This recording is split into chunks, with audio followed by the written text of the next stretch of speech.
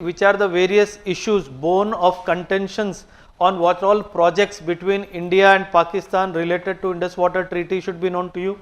One more dimension related to India want to give a message to OPEC, if you do not remove the Asian premium, I have another country waiting to supply me the oil and natural gases. So this is a diplomatic clout that India is trying to use. Recently Russia says, I am out of New START also. The moment you say he is out of New START, it means that he now wants to increase the nuclear weapons. Simple logic. Let's fight IR. Okay, very important. Central Asia Summit. Central Asia is very important for India from the perspective of natural resources, from the perspective of natural resources, from the perspective of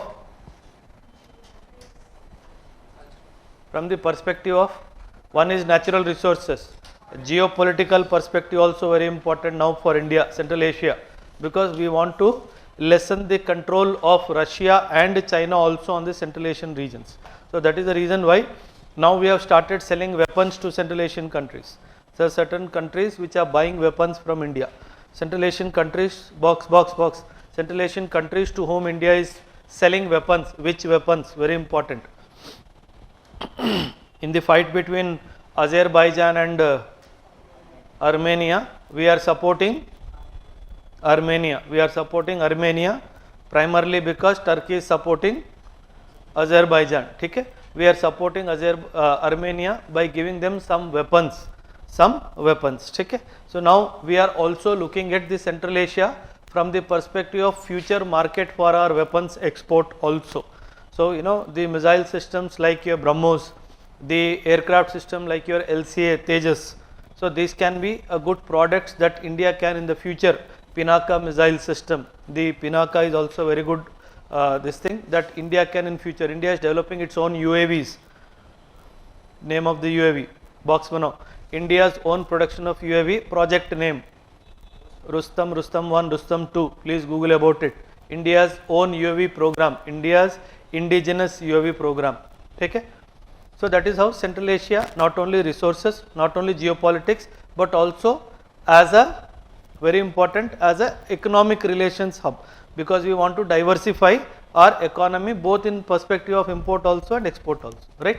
Now, name of the countries, please make a note. Which are the countries in the Central Asia? Primarily 5, starting with Kazakhstan, Kyrgyzstan, Tajikistan, Turkmenistan and Uzbekistan.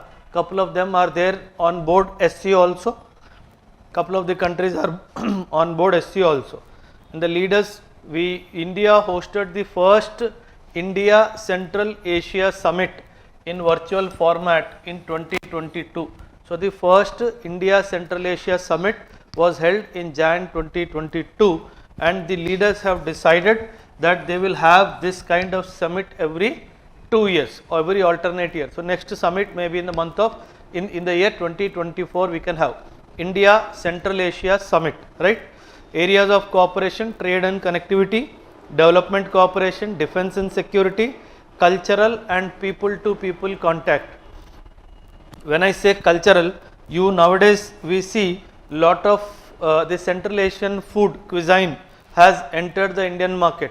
Basically your mandi is a very classic example. Your shawarma is also an example of the Central Asian product now becoming part of what you call Indian cuisine system. So that cultural contact is also coming in, right?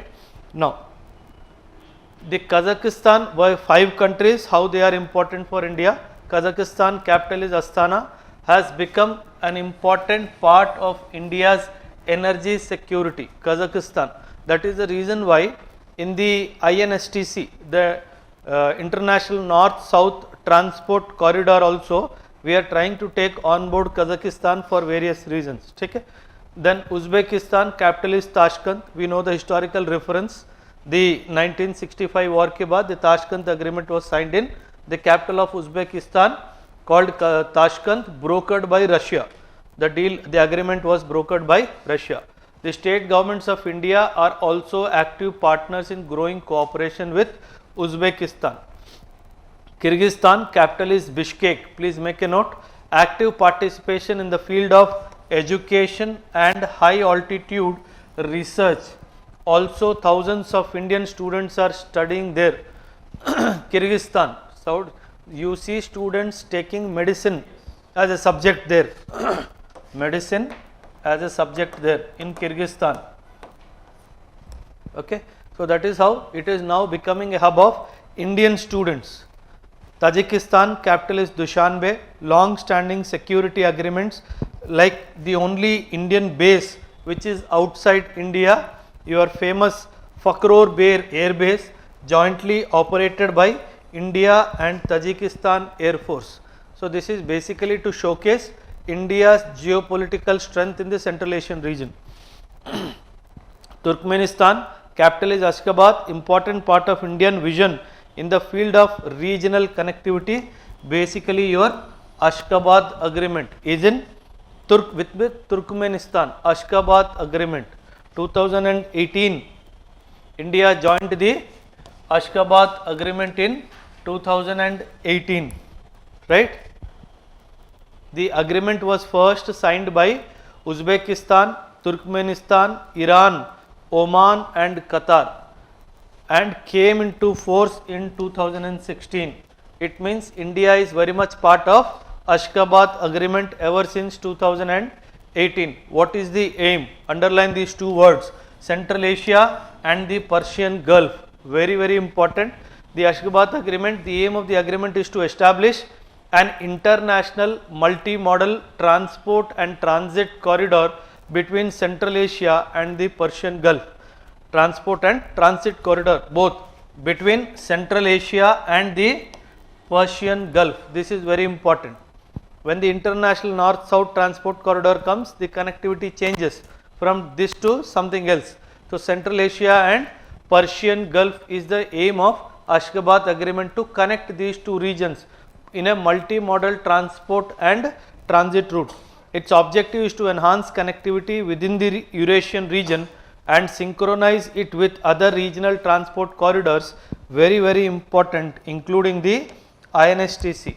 So that is how they want to merge it with the INSTC through the Ashgabat agreement, which India joined in 2018. Other than India, countries like Uzbekistan, your Turkmenistan, Iran, Oman and Qatar are part of this thing. Very important country from this year examination point of view, which is not here.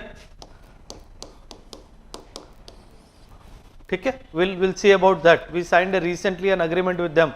Okay, we'll talk about that also. India, next year, India UAE Comprehensive Economic Partnership Agreement. There are different types of agreements: free trade agreement, comprehensive economic partnership agreement, comprehensive economic cooperation agreement. Then you have strategic partnership agreements, what you call comprehensive strategic partnership agreements. So that is how the nature of these agreements is changing. In the PDF, I have given a detailed breakdown of what are the different meanings of each and every what you call agreement. India and UAE signed the Comprehensive Economic Partnership Agreement on the 18th of February 2022. It aims to increase the trade to $100 billion in the next 5 years. It covers goods, services and digital trade. 90% of the product exported from India to UAE will attract zero duty. Now it provides a permanent safeguard mechanism to deal with a sudden import surge. If there is an import surge, please economy mein likho import surge, not here. Write in economy import surge. When a country can impose certain restrictions when it feels that there is an import surge from a particular exporting country. Okay? So import surge. Stringent rules of origin to determine the origin of products. UAE is the India's third largest trading partner. Please make a note. The first is the USA and the second is your China and the third largest is your UAE. In 2020, UAE was the fourth largest source of India's oil imports. First was Russia, second was Iraq and third was Saudi Arabia, and after that UAE was the fourth largest source of India's imports. India has signed the CEPA agreement with, please make a note, other countries with whom we have signed the Comprehensive Economic Partnership Agreement: Japan, South Korea, and obviously the UAE. Japan and South Korea also we have signed the Comprehensive Economic Partnership Agreement. So UAE from the perspective of India is very, very important from the, especially from the prelims point of view. Okay. Very important. Recently the BRICS, what you call BIMSTEC summit was held. BIMSTEC is nothing but your Bay of Bengal Initiative for Multi-Sectoral Technical and Economic Cooperation. It is a regional organization comprising of 7 member countries. Make a note, 7 member countries, 5 deriving from South Asia and 2 from Southeast Asia, basically Thailand and Myanmar. Now you should know which are the 8 South Asian countries, and out of that 3 are not in BIMSTEC. 1, obviously Pakistan is not in BIMSTEC. Second, Maldives is not in BIMSTEC, and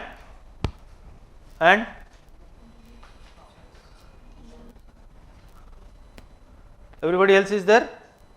South Asia में कितने countries है? क्या होगा तुम लोगों का?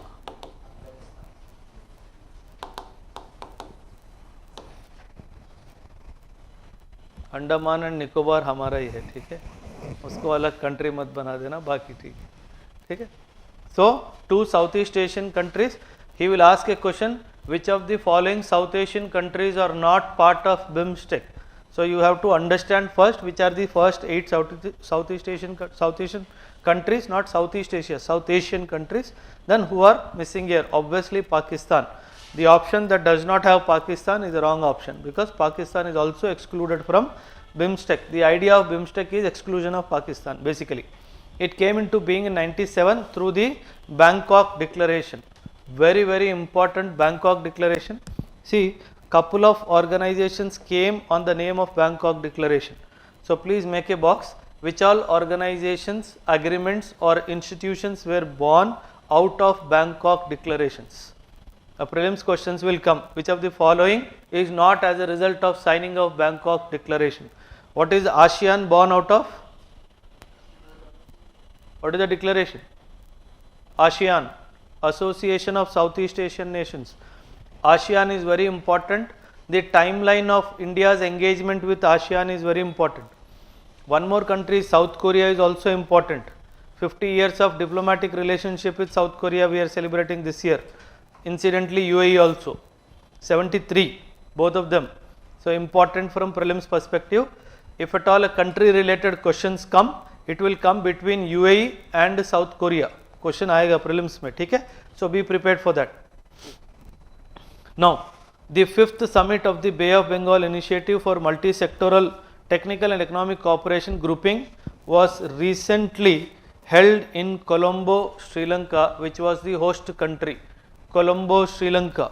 The 5th summit was held in Colombo, Sri Lanka. Make a box. 6th summit, who will be the host country?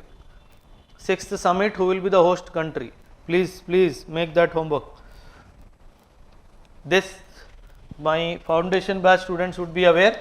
इसमें very important is definitely India. They have what you call divided the responsibilities out of the 7 countries, in which India got the responsibility related to security, and within the security there are certain subsectors like counter-terrorism, transnational crime, disaster management, very, very important, energy security, because of energy security, because of in these all countries are somehow dependent on importing the energies, right? So that is how energy security is also one of the responsibilities of India. Bhutan being a what you call environmental friendly country, they got responsibility related to environment and what you call climate change. Bangladesh, because of its deeper ties, growing deeper ties with China and certain other Southeast Asian countries, it got trade, investment and development. Myanmar is known for its fisheries and livestock production. That's how in the agriculture and food security category, overall responsibility within that subsectors, agriculture, fisheries and livestock. Myanmar and Thailand, these two countries are known for their fisheries productions. Okay? Nepal, people to people contact, what to give them they did not understand. So they gave them one topic called people to people contact. Sri Lanka, science and technology and innovation, this is what they got. Thailand got connectivity because of its geographical location. Thailand got connectivity as a major agenda of responsibility under BIMSTEC. Two very important, one is India, which is very important. Second, Thailand connectivity. Remember, this is two are very important. Match the following type question might come. The 2+2 dialogue, with whom all we have this 2+2 now? US we have, Russia we have, Japan we have, Australia we have. That's all? Good, only that's all. 4 countries. First US, Russia, Japan and Australia. 2+2 means one minister is of defense, the other minister is of foreign affairs. So annually both the heads of these two what you call ministries will sit together and decide what is our course of engagement in the next 1 year. See, it is a very high level meeting. See, regularly the defense and foreign ministers meeting is very important in continuing the relationships between two countries. Generally it is seen when a US president comes to India, it is celebrated as a big what you call, I should not say, but celebrated as a festival. And but when we go there, nobody comes to the airport also to receive us. So it means that if a country is engaging with you at the defense minister and foreign ministry level, it means that country is according that importance to you, giving that much of importance to you, because for US and all other countries in the world today, India has become important because of the geopolitical significance of the Asia pivot policy. That is how the Pacific Ocean people are interested. They want to establish and maintain close, deep and good ties with India. Okay? So now the 2+2 ministerial is the highest level institutional mechanism between the two countries. It is a format of dialogue where the defense and the foreign ministers of this or the secretaries meet with their counterparts from another country. Make a box. Who is the US Defense Secretary? Now, please note the name of that person, just in case if UPSC wants to play with you. India has 2+2 dialogue partnership with 4 people, US, Australia, Japan and Russia. तुम देख के बोल रहे थे? हाँ? बदमाश बच्चे. Besides Russia, the other 3 countries are also India's partners in Quad. Very important. Quad के बारे में we'll study. ठीक है? The inaugural 2+2 dialogue with USA was held for the first time in September 2018. With the Japan, it was held in 2019. India, Australia held in 2021 September, and with Russia for the first time we held in 2021. If they ask you in chronological order, the first is US in 2018, then Japan came 2019, 2021 only first came Australia, then lastly came Russia in December 2021, September and December 2021, if at all they ask you in chronological order. Okay? And the fourth 2+2 dialogue between India and the US took place in Washington DC, US. India's external affairs and defense ministers participated.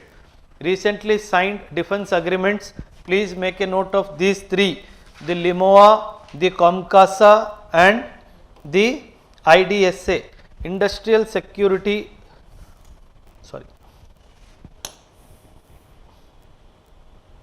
the Industrial Security Agreement and BECA, Basic Exchange and Cooperation Agreement.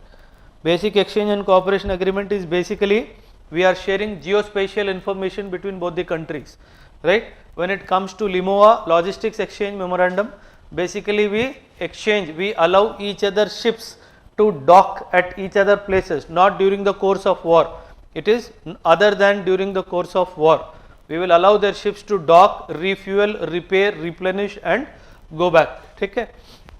COMCASA is basically communications compatibility and security agreement, basically for exchanging encrypted data, basically for exchanging encrypted data. These are the 3-4 important agreements. These 4 agreements are known to be foundational agreements that US signs with the country whom it feels as a major defense partner. Only with those countries US signs this agreement. The 4 agreements are LIMOA, COMCASA, the ISA and BECA. Okay? So these are the 4 agreements, important agreements. The military exercises that India and USA does, very important is Yudhabhyas. From the prelims perspective, these 2 are very important, Yudhabhyas and Vajra Prahar. And COPE India is basically an Air Force exercise, and exercise Tiger Triumph is basically humanitarian assistance and disaster relief exercise between India and USA, Tiger Triumph. Yudhabhyas and Vajra Prahar are basically military exercises, and COPE India is a Air Force exercise. If you remember, Malabar is a naval exercise. So that is how all the services, all the arms of India are engaging with USA on some or the other exercise platform. The basic idea is basically establishing interoperability. Interoperability, that is the idea of basically these exercises. Malabar now, not only India and USA, Japan and Australia have also joined the Malabar exercise now. Now, very important for you, where and when is the next Malabar exercise scheduled? Make a box, Malabar 2023, location, country. Malabar 2023, location and country.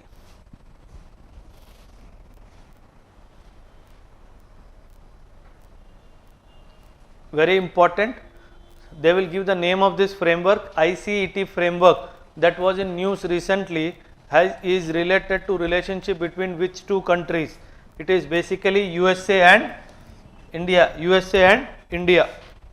Objective is to elevate and expand the strategic technology partnership and defense industrial cooperation between the governments, businesses and academic institutions of the 2 countries. Why this is required? Because see, the reason why we do not have any major defense equipment manufactured by America is always hesitant to what you call exchange the technology transfer. America is always hesitant, and it also does not believe in co-production. I told you, America, when it comes to production related functions of strategic equipment or defense equipment, it will not tie up with anybody. It will do on its own only. Only non-strategic sector, not very essential sectors, it will allow people to come partner, produce in America or outside America. But when it comes to important strategic equipment, whether defense equipment or non-defense equipment, it will never partner with anybody. Okay? So this is the reason why, to expand and elevate the strategic technology partnership, we have signed an initiative for critical and emerging technologies. That is why, see the words, critical and emerging technologies. This is where we are trying to make a list which are the major defense equipments from USA. Major defense equipments purchased from USA. Major defense equipment, both naval, air force and army. Make a list. Not many are there, but make a list.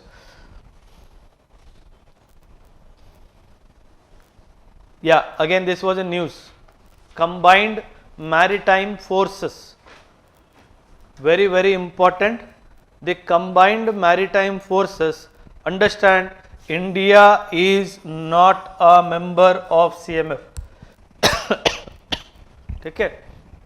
It is a multinational maritime partnership which exists to uphold the rules based international order. See, this RBIO is always in news, the rules based international order.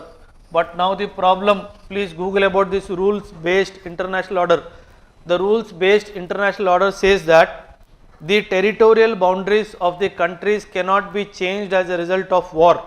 It cannot so happen that you invade a country, occupy certain territory and then tell that the boundary with this country has changed. This is one of the basic premise of rules based international order. There is something known as a word that generally comes, which is used by international publications, is called cartographic aggression. It is called cartographic aggression. You will see time and again China will release maps showcasing various countries in the world that basically see China has boundary with 14 countries. Listen to this carefully. It has solved boundary disputes with almost 12 countries. It has solved the boundary disputes. Only 2 countries the boundary disputes are pending. One, obviously it is us. The second is Bhutan, because again we are linked there. Other than us, China has solved all its boundary disputes with all the countries, including Japan to some extent, Russia also to major extent, all other Central Asian countries. If you remember, when China for the first time in the 70s went to Central Asia, it primarily went on the premise of what you call solving the boundary disputes only. So out of the 14 countries that it boundaries, it has a boundary with, it has resolved 12 countries with boundary disputes, only 2 left, India and Bhutan. Now understand this, when we talk about rules based international order, there is no space for cartographic aggression. Cartographic aggression is basically, if there is an area which is disputed between 2 countries, you cannot release a map showcasing that area as your area. It is called cartographic aggression. If you remember, Nepal के साथ issue हुआ था काला पानी issue. It is said that China instigated Nepal to showcase Kala Pani as its integral territory, going against the provisions of Treaty of Sagauli 1816 and showcase that that particular territory belongs to Nepal. We had used our diplomatic clout and forced Nepal to withdraw the maps that they released as showcasing Kala Pani as its territory. So the rules based international order is what they see. In fact, this RBIO was in news because when Russia occupied certain territories of Ukraine, after occupying, Russia declared those territories as integral part of Russia. So that is when the print, the article came in print, where the print also used the rules based international order as a article point. Okay? And it says the 34 nation grouping is commanded by US Navy Vice Admiral, who also serves as the commander US Naval Forces and US 5th Fleet. It means the entire combined maritime means naval.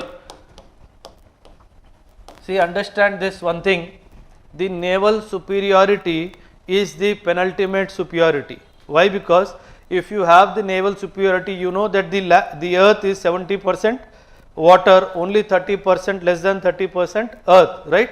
So if you want to establish your primacy over the world, you have to have maritime primacy.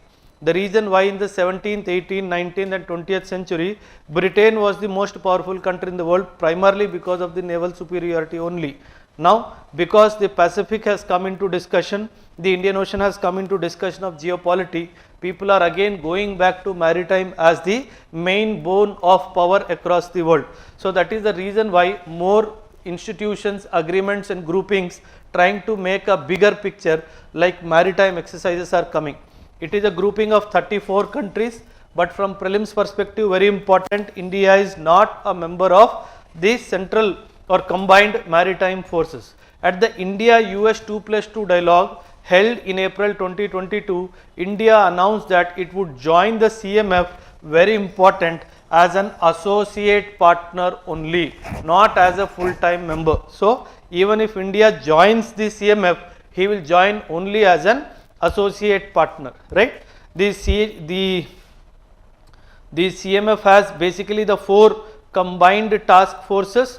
The 4 combined task forces are basically the CTF 150, the CTF 151, 152 and 153. 150 is basically maritime security, 151 is counter piracy, 152 is basically Arabian Gulf. Understand, 150 is outside the Arabian Gulf, 152 is inside the Arabian Gulf, basically taking care of your Indian Ocean, and 153 is Red Sea maritime security. So they have divided the entire maritime forces into 4 command sectors: 150, 51, 52 and 53.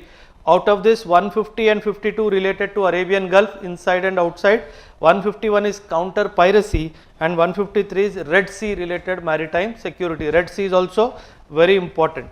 It is a flexible organization and members, very important. It says it is a flexible organization and members are not bound either by a political or military mandate. It means it is not an alliance. It means that CMF is not an alliance, it is only a grouping trying to coordinate to establish a calm waters across the world.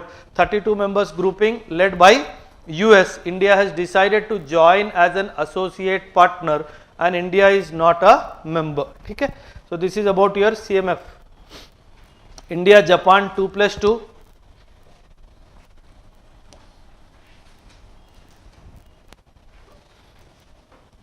Very important. See, this year is significant for both India and Japan as we are celebrating 70 years of establishment of diplomatic relations between India and Japan. So India and Japan is again important from your prelims perspective, India and Japan, because this year we are celebrating 70 years of diplomatic relationships with Japan. Okay? Now, the participation of Japan for the first time in the multilateral exercise Milan. Milan is an exercise between Indonesia, Singapore, Sri Lanka and Thailand, which started in 1995. Now for the first time Japan participated in exercise Milan. So India's Indo-Pacific Oceans Initiative IPOI shares many commonalities with Japan's free open Indo-Pacific. Japan has always been talking about free and open Indo-Pacific. Japan has always been talking about free and open Indo-Pacific, and India's Indo-Pacific Ocean Initiative derives its what you call the idea or the objective from the Japan's free and open Indo-Pacific. India has also developed maritime cooperation with regional partners in consonance with our inclusive vision of security and growth for all in the region. Please Google about Sagar, security and growth for all in the region. This is our penultimate program. Basically, we are talking about the regional partnership between various countries along the Indian coastal areas. Basically, the Indonesia and the Indo-Pacific. Okay? Maybe in future, India may also join here. Maybe in future, India may also be invited to be part of Milan, but not as of now. But in future definitely it will happen.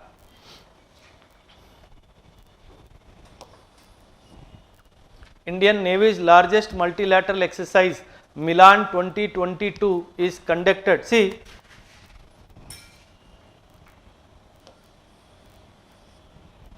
one small correction. See, the participation of Japan for the first time in the multilateral exercise Milan. This exercise started with the participation of 4 countries like Indonesia, Singapore, Sri Lanka and also Thailand. I told you Thailand is a very important country from the perspective of its geopolitical location on the sea lanes of communication. The entire UNCC, please Google about this, UN clause, United Nations Convention of Law of the Seas. Thailand is in the main route of the sea lanes of communication. The exercise called Milan, where with India, Indonesia, Singapore, Sri Lanka and Thailand were participating. For the first time, Japan has participated. For the first time, Japan has participated. That is the reason why it is saying Indian Navy's largest multilateral exercise Milan was conducted in March 2022. This exercise started with the participation of these 4 countries. Very important, Dharma Guardian is an annual exercise between the armies of India and Japan. Dharma Guardian is the name of the exercise where the armies, so it is a land exercise. JIMEX, Japan India Maritime Exercise, is basically an annual bilateral maritime exercise, JIMEX, JIMEX. And Malabar, as we all know, Malabar is where India, Japan, US and Australia are participating. So over and above GIMEX, we have Japan also participating in this particular exercise. So other than this, he is also participating in a multilateral exercise called Milan. So it means that with Japan, we are there in bilateral exercises also and also multilateral exercises. A question will come, in which of the following multilateral exercises India is participating with Japan? The answer is both Milan and Malabar. The answer is both Milan and Malabar. Okay? Next, very important, Shanghai Cooperation Organization. See, one doubt is still existing, persisting, whether Iran, Saudi Arabia and all these countries have actually joined or not. The information that I have taken from the UN website, where it is still continuing to say that it has only 8 members. It is not showcasing them. It is only telling that the process has started, but full membership has not yet completed. So the Shanghai Cooperation Organization is an intergovernmental organization founded in 2001 with the name of Shanghai 5, which currently comprises 8 countries, because India and Pakistan joined in the year 2017. So earlier basically China, Kazakhstan, Kyrgyzstan, Russia, Tajikistan and Uzbekistan.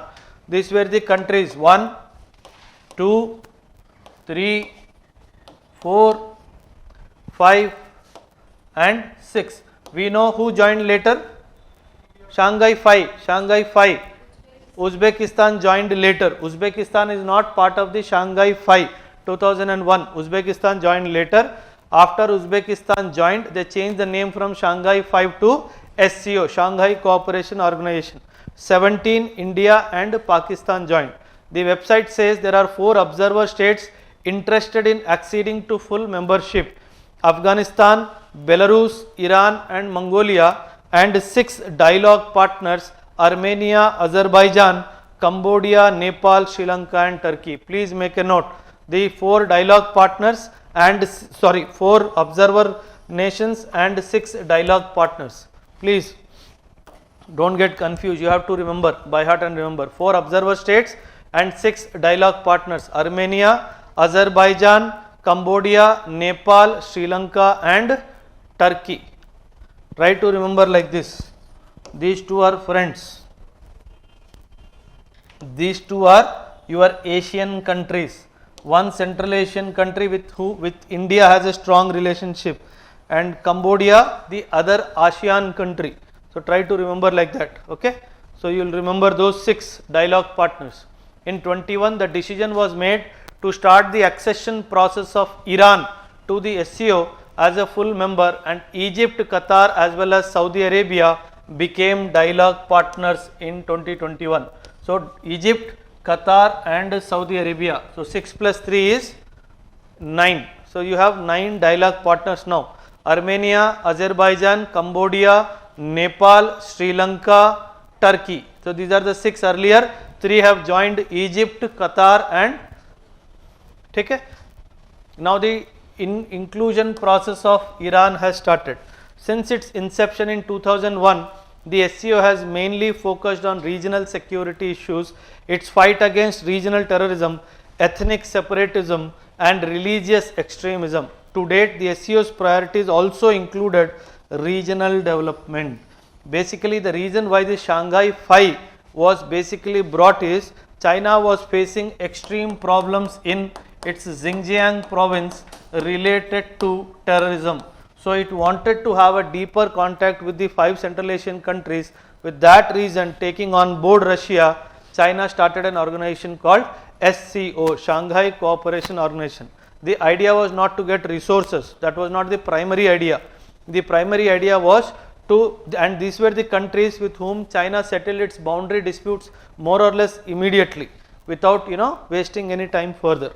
The SCO has been an observer in the UN General Assembly since 2005. The SCO has a status of what you call an observer status. Very important is SCO RATS. The SCO's regional anti-terrorist structure, RATS, is very important. It is located The executive committee of the RATS of SCO is the permanent body of the SCO RATS which is based in Tashkent, Uzbekistan. Okay. The SCO regional anti-terrorist structure established by the member states of the Shanghai Convention to combat terrorism, separatism and extremism located in Bishkek, Kyrgyz Republic, but the permanent body of the SCO stays in Tashkent, Uzbekistan.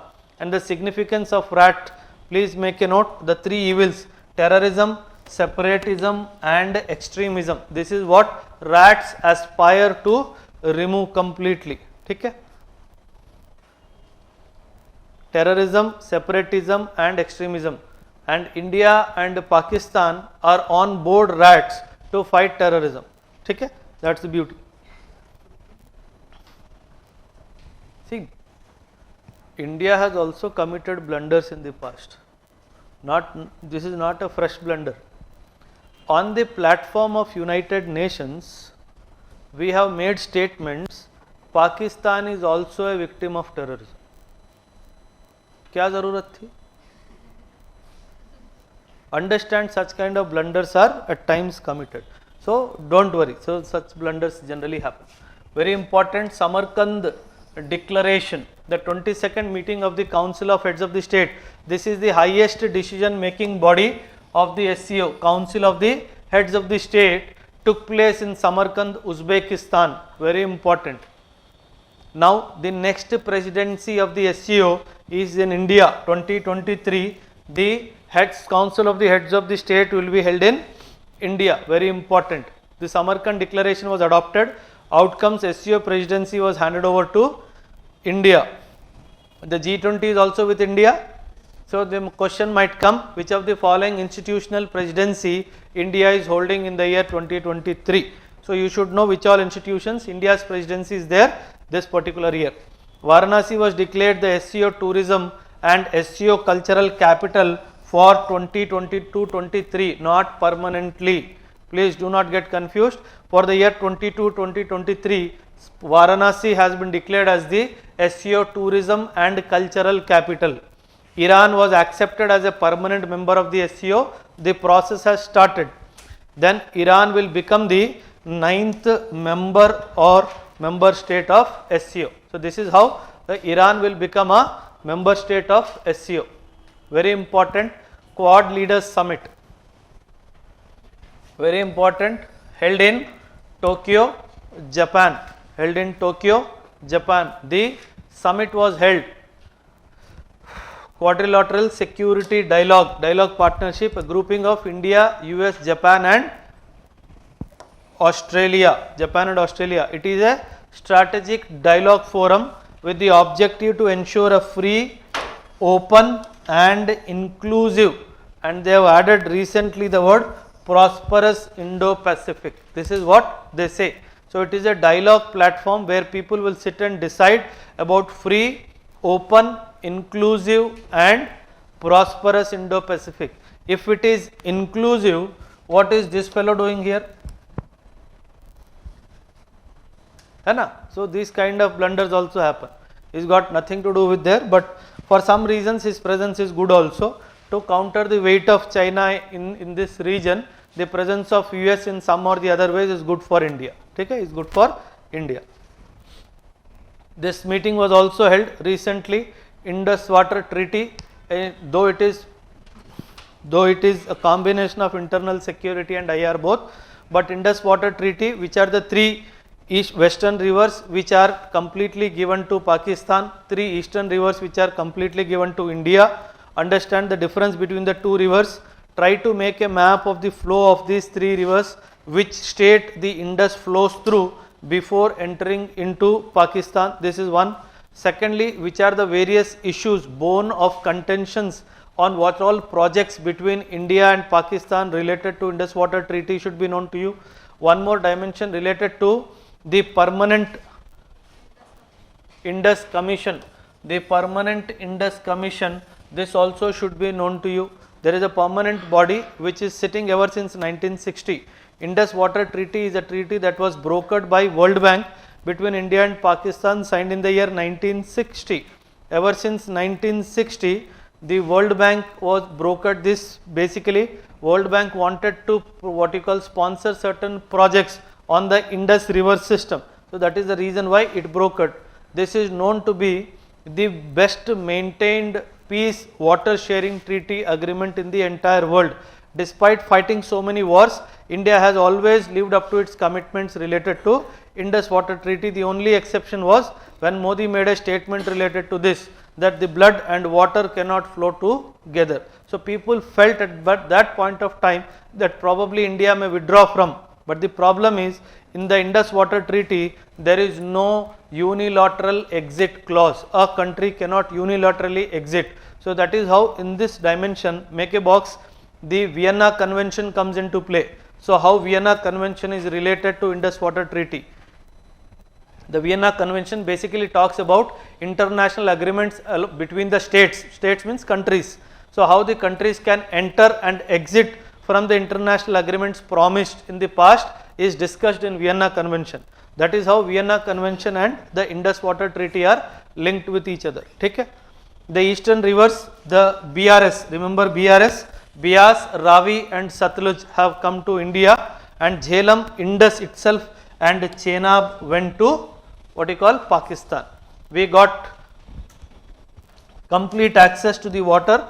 He got also complete access, but we can do certain things on these waters in a non-exhaustive method. You cannot consume the water, but runoff river dams and all you can construct. Okay? That's all, nothing else in the news, because this commission had sit, I thought we'll cover. I2U2 again in news. India, Israel are two I's and two U's are UAE and USA. Okay? Known as the I2U2, the country is very important. They are also called West Asian Quad. Yeah, it is here. They are also called West Asian Quad, I2U2, right? Known as the I2U2, the country's foreign ministers formed the bloc in the fall of 2021 to deepen the technological and private sector collaboration in the region and tackle transnational challenges in 6 focus areas. Please make a list of these focus areas: water, energy, transportation, space, health and food security. Of all the things, most important is water and food security. Water and food security, I2U2. First I2U2 Leaders Summit was held virtually in 2022. I2U2 was originally formed in October 2021. Okay? Very important. FATF. Recently Pakistan was removed from the grey list by the FATF. Now the listing of countries you should know. How many countries in the blacklist? How many countries in the grey list? Now blacklist only 3 countries are there. North Korea is there, Iran is there and Myanmar is there. Myanmar is a recent addition to the blacklist. Basically ever since the military took over in Myanmar, they have not carried out certain things, control over the money laundering activities and also activities related to production of opium and earning the proceeds through opium have not been controlled in Myanmar. So that is the reason why Myanmar continues to be on the blacklist of what you call FATF. The dimension of Iran and North Korea is well known, right? North Korea because of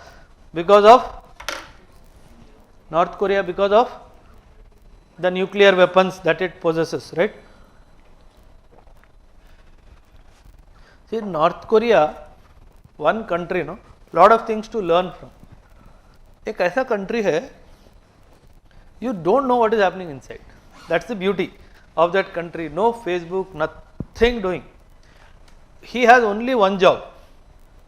He will tell his assistant every 3rd day, type a message, I am going to attack US. That's all. Don't do anything, and do one thing, every day polish the missile and write US on it. Every day polish it and write US, and this missile should go and fall where? Japan, because the security of Japan is the responsibility of US. Guru ko maro ya shishi ko maro, marna to ek hi hai. So it is better, because his missiles cannot reach US, that's for sure. So they can reach Japan, because Japan का responsibility is the responsibility of US. Better I'll hit Japan. ठीक है? So Japan बोलता है यार फालतू में तेरे चक्कर में मिसाइल साला मेरे ऊपर ला के बैठा है. ठीक है? So it happens. So FATF is a very important international organization formed by the OECD countries in a Paris meeting of G7 meeting in the year FATF formed in the year 89, in the year 1989, okay, 1989. India is a member of FATF since 2010. When we became member of FATF, one more Hutch puppy follows. Pakistan also followed India to FATF. With related to this 2 to 3 conventions, United Nations Convention Against Transnational Organized Crimes. Please make a note of that convention. United Nations Convention Against Transnational Organized Crime, also known as Palermo Convention. United Nations Convention Against Transnational Organized Crime. India is a signatory to that convention. One more convention, United Nations Convention Against Corruption. India is a signatory to that also. United Nations Convention Against Transnational Organized Crimes, UNCTOC. Then United Nations Convention Against Corruption, UNCTOC has come in prelims in 2020. Okay, there are 3 protocols to this. Those 3 protocols they gave as option A, B and C, and they asked which of the protocols are part of the UNCTOC. Straight question from the textbook. Okay. Now, one more dimension related to FATF is the 2 recommendations, 40 plus 9 recommendations. 40 recommendations of FATF related to money laundering and 9 recommendations related to terror financing. The 40 recommendations related to money laundering were given in the year 1990, and the recommendations related to terror financing were given in the year 2001 after the attack on World Trade Center, US, attack on US. Okay. The technical name for the what you call blacklisted countries, the technical name for the blacklisted countries is non-cooperative countries or territories. Please make a note. Blacklisted countries means the NCCTs, non-cooperative countries or terrorist territories. You don't have to by heart 40 recommendations क्या है, 9 recommendations क्या है, ढूंढोगे तब भी नहीं मिलेगा, because they have not what you call kept it, they have kept it open. Very, very important. East Economic Forum, very important for Russia. This is a platform where every year countries come to participate. Primary motive is to invest in the far east of Russia. This is the primary motive, far east investment. See, if you see Russia and China, whatever activities, business related, trade related activities happen in China, they happen in southeast and east of China. But when it comes to Russia, it is all in the west, nothing is there in the east. That is the reason why Russia had to give away Alaska to US long back, 1875 if I remember correctly. Alaska was sold to America because Russia could not manage it because too far. If you start from Moscow and if you want to go to Russia, you have travelled half the earth within the country. You have travelled half the earth, that is how it was so far. And Russia is one country, it is not like India, it is all cold, so that is how the travel was also very difficult. So out of frustration, Russia had to sell Alaska to US. That was one of the biggest blunder Russia had committed. Had Russia had Alaska today under Russia's control, even today the 50% of US oil comes from Alaska, 50% of gold US comes from Alaska only, because they could not do excavation so far, so deep, so that's how they gave up. Okay? Now come back to Russia, the East Economic Forum. It is a platform where people come and discuss on various dimensions related to how and where to invest in the far east of Russia.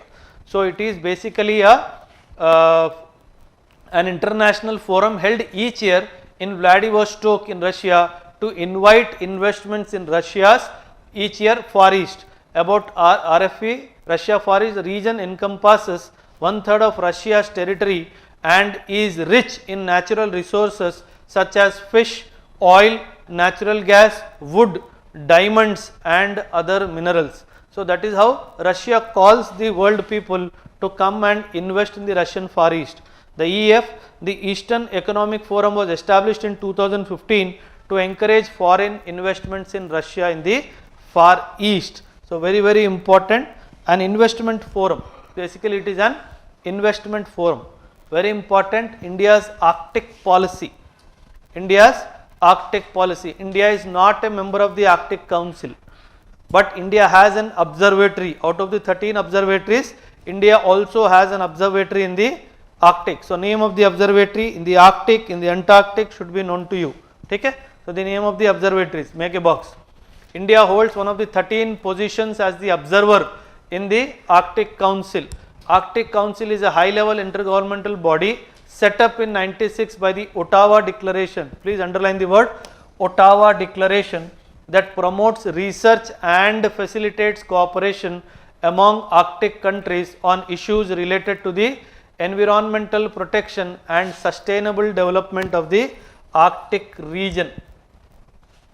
India's engagement with the Arctic began when it signed the Svalbard Treaty in 1920. This treaty was signed with many countries who were the Arctic countries, Norway, Sweden, Finland, all those countries were there. So the Svalbard Treaty is the treaty that India signed in 1920 in Paris, called Svalbard Treaty. The members of the Arctic Council, the question will come, the treaties like Svalbard, the treaties like Ottawa Declaration are related to which entity? As a question aayega. The answer is Arctic Council. Okay? The members of the Arctic Council, Ottawa Declaration declares Canada, the UK, the Kingdom of Denmark, Finland, Iceland, Norway, Russia, Sweden and the US of America as a member of Arctic Council. So please make a note of the membership of the Arctic Council. US, Canada, Denmark, Finland, Iceland, Norway, Russia, Sweden and US. Very important, UK is not a member of the Arctic Council. Please make a note of this. And Russia is very much part of the Arctic Council. Okay? And one more thing, don't get confused. Japan is also not part of the Arctic Council. Japan is also not part of the Arctic Council. NATO, the 31st member joined, no? What is his name? His name is Finland.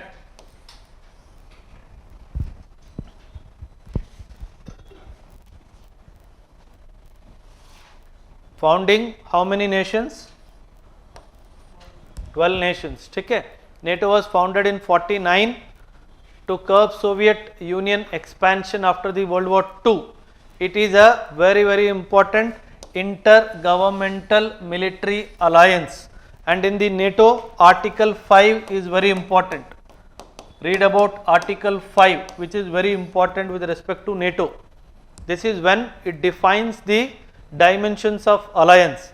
It says that if any of the countries which is a signatory to NATO's alliance treaty, if that country is attacked, it is the responsibility of all other countries to give a coordinated defense to that particular country and counter-attack the country that had what you call attacked the NATO country. But when India-Pakistan war happened in 1965 and 1971, despite Pakistan being signatory to the two what you call structures of NATO, CENTO and SEATO, CENTO, CENTO, SEATO, SEATO. Please make a note, though Pakistan was a signatory to both the CENTO and SEATO, US or any NATO member country did not come to the rescue of Pakistan. Okay? And in 1965, तो Pakistan को US ने जूता भी मारा. Okay, why did you commit this mistake? Because China instigated Pakistan to attack India in 1965 because China had defeated India in 1962 war. Basically, China tried to create a pressure. If you remember, after 1962, Pakistan also gave away the Shark's Gum Valley, which is part of POK to China. Shark's Gum Valley. Your Operation Meghdoot is important. 1984, 2024 is coming. So very important. 40 years are getting covered.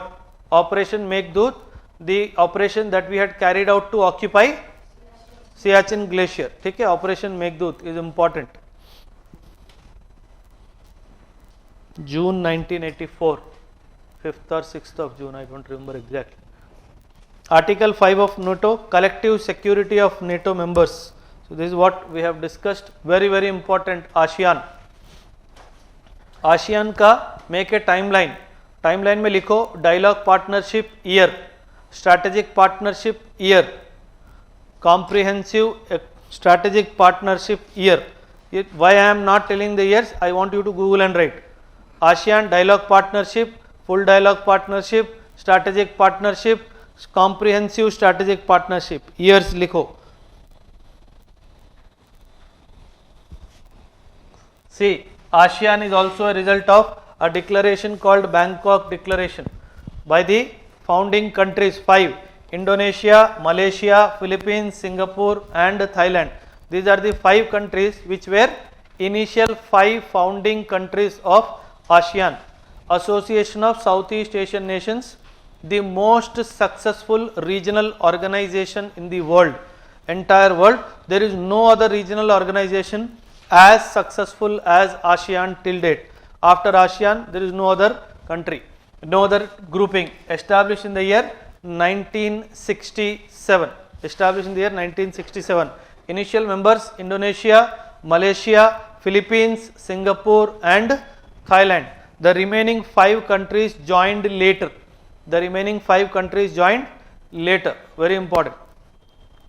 ASEAN plus 3 includes China, South Korea, Japan. ASEAN plus 3. ASEAN plus 6, China, South Korea, Japan, India, Australia, New Zealand.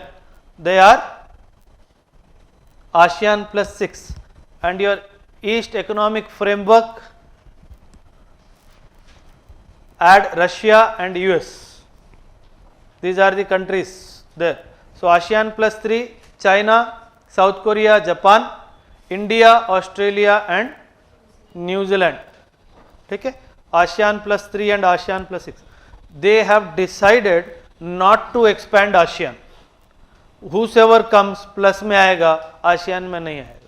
And the initial 5 countries and the other 5 countries joined at later intervals. Very important. 19th ASEAN India Summit was held.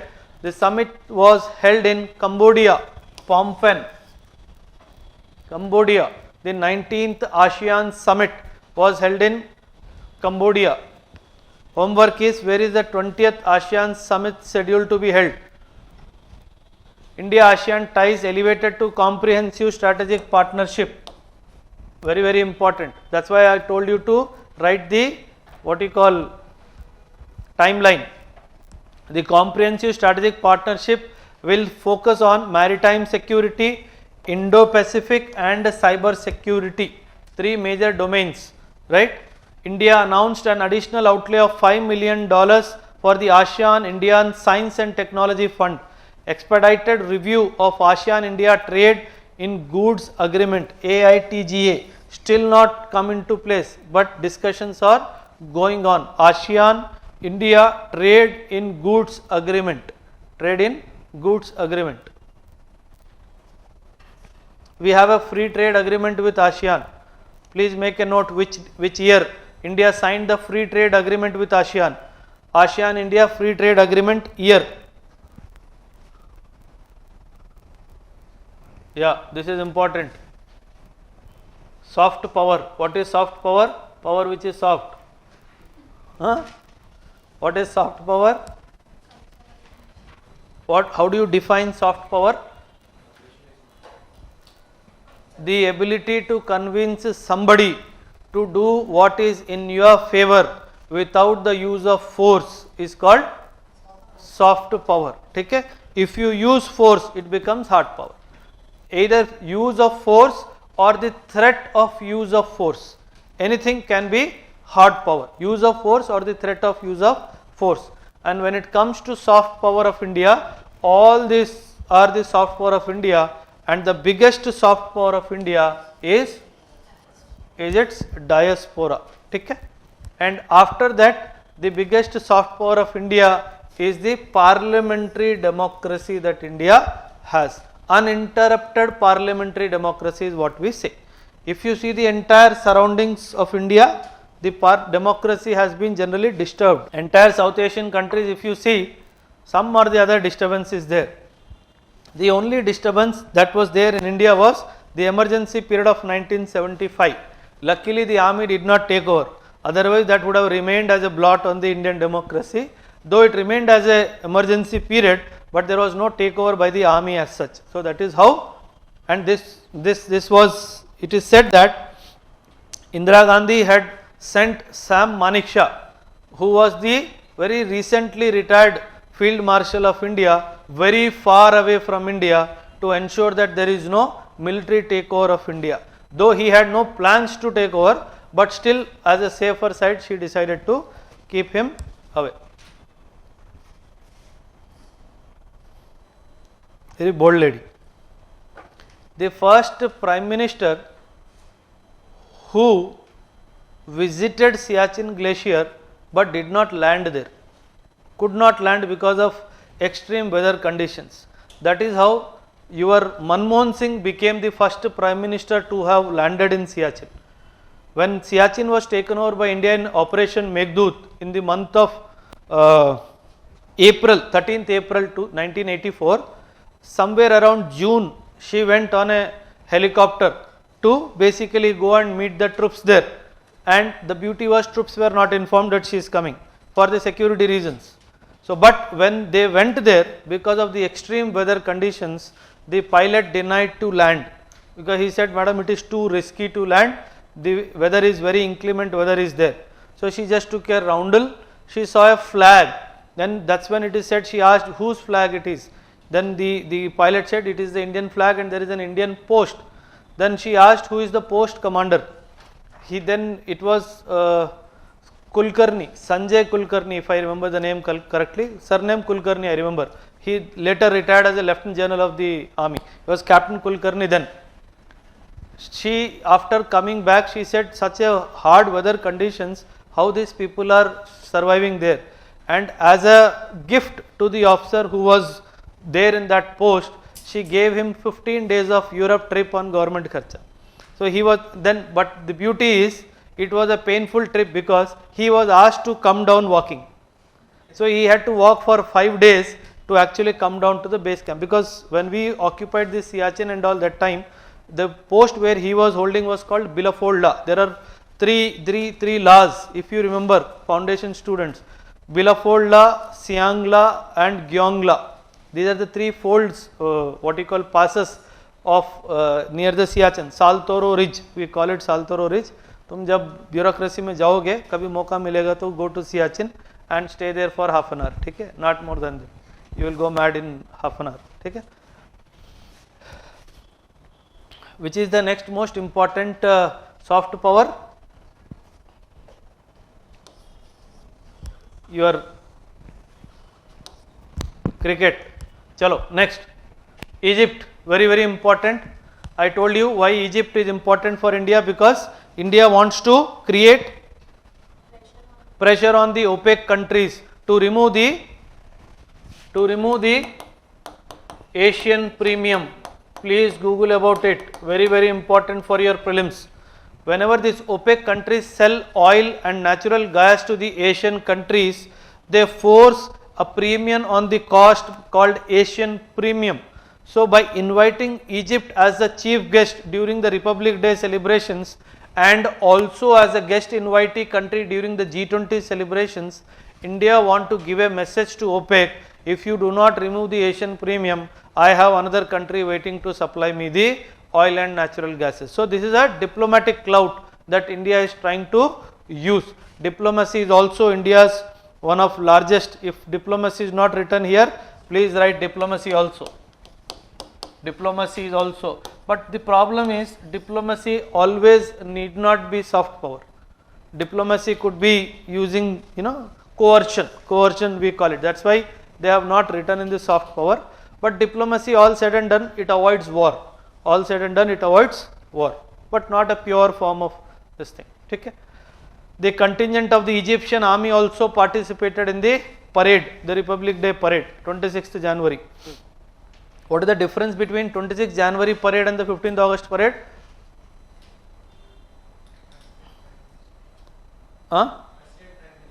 Which one is president? 26th January is hoisted by the president and 15th August is hoisted by the prime minister. Is the place same? No, the place is also different. The flag hoisting ceremony is also different. For the 26th January, the flag is already half-mast. In the pole, half-mast the flag is already there. It is only unfurling of the flag. And when it comes to 15th August, it is hoisting of the flag. ऐसा कभी कभी फालतू question आता है prelims में, ठीक है? So be careful. Very important. India and Egypt agreed to elevate their bilateral relationship into strategic partnership in 2023. So the elevation of relationship has happened. Now we are strategic partners with what we call this country. See, the list of countries with whom India has signed the strategic partnership is long, but please make a list. Though it is long, make a list. First country remains France, because of the nuclear technology transfer. France is the first country with which India signed the strategic partnership for the first time. ठीक है? So please उसका भी list बनाओ. Just a word about what you call Egypt. LCC is the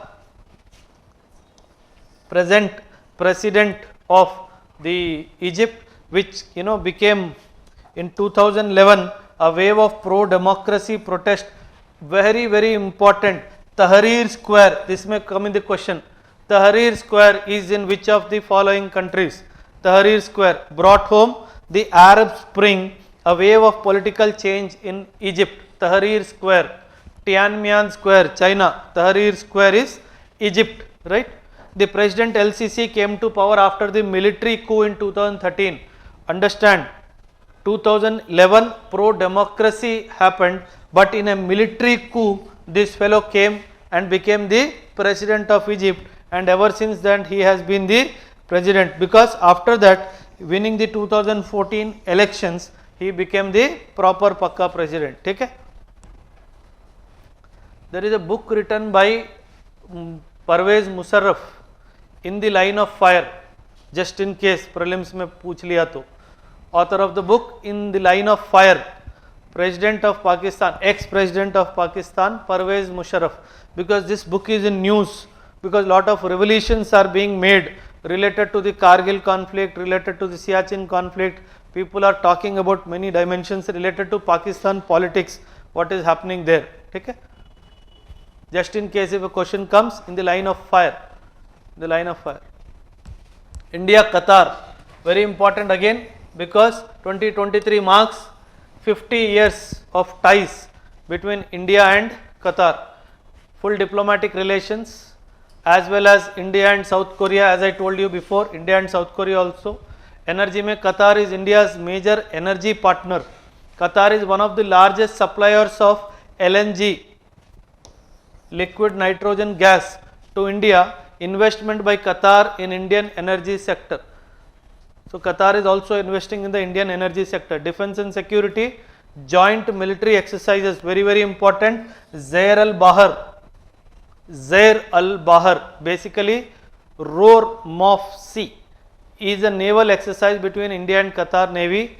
Defense equipment procurement is also happening. Economic relations, in 2021, India was among the top 4 largest export destinations for Qatar and is among the top 3 sources of Qatar's imports also. So this is how Qatar's relationship are also deepening. Please locate Qatar on map and the adjoining countries. Please locate Qatar on map and please make a note of the adjoining countries of Qatar. India, South Korea, bilateral consular relations were established in 62 and upgraded to full diplomatic ties, basically ambassador level, in 1973. And South Korea is also a strategic partner of India, 2010, thanks to the IT sector. Okay? which was upgraded to Special Strategic Partnership in 2015 and Defence Cooperation. Economic and Commercial Growing Trade, 2022 bilateral trade of $27 billion. The target is to make it $50 billion by 2030. India-South Korea Comprehensive Economic Partnership Agreement 2010. Korea Plus, please make a note, is an initiative to promote and facilitate Korean investments in India, such as joint ventures in electronics, automobiles and shipbuilding. It is called a Korea Plus initiative. Political relations, regular high level visits, example 2+2 dialogue, joint commission meetings by coordinating India's Act East policy with South Korea's very important new southern policy. South Korea has a policy of connecting with countries like India under its policy of new southern policy, SOUTHERN, new southern policy. This was in news, friend shoring. This was in news, friend shoring.